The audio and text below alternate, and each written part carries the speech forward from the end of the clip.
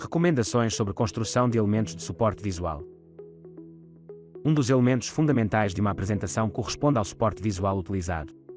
No teu percurso, talvez te lembres de apresentações em que os elementos de suporte visual foram, de facto, um auxílio. Possivelmente também te lembrarás de apresentações em que os elementos visuais contribuíram para uma impressão menos positiva. Vamos partilhar contigo 10 dicas para te ajudar na preparação do suporte visual de uma apresentação. Seleciona um padrão visual para a tua apresentação. É importante que cries uma identidade visual para a tua apresentação, evitando a mistura aleatória de tipos de letra ou de cores.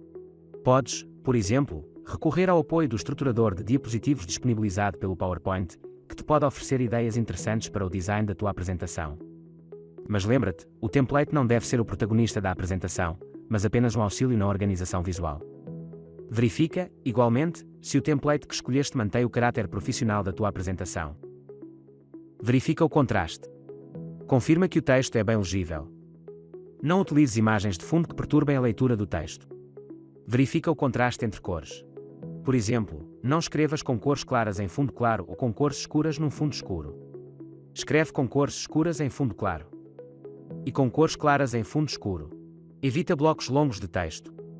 É importante terem atenção que o suporte visual serve apenas de apoio ao discurso. Não o substitui. Uma apresentação oral não deve, em caso algum, ser uma mera sessão de leitura. Deve sim, assentar num discurso fluente, com suporte visual.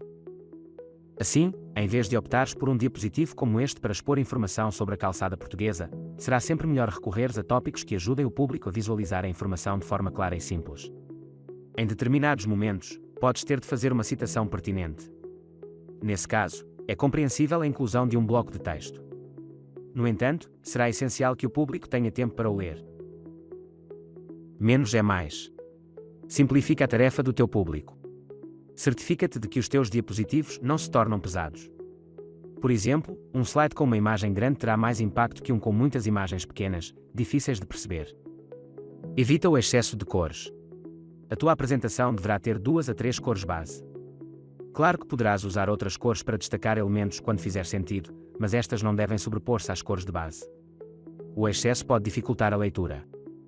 Da mesma forma, o excesso de animações poderá dar uma imagem menos profissional do teu trabalho. As animações devem tornar a apresentação leve e dinâmica, mas não devem distrair o público das ideias que estão a ser transmitidas. Assinala claramente a hierarquia da informação.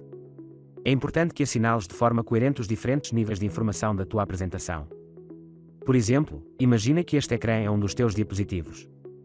Quantos níveis de informação encontras? Se respondeste 3, está correto. O título, tópicos e subtópicos. É importante hierarquizá-los e destacá-los visualmente de forma coerente. Não distorças imagens. Mesmo que tenhas de alterar as dimensões de uma imagem, é fundamental que a alteres de forma proporcional. Não estiques ou encolhas imagens na horizontal ou na vertical.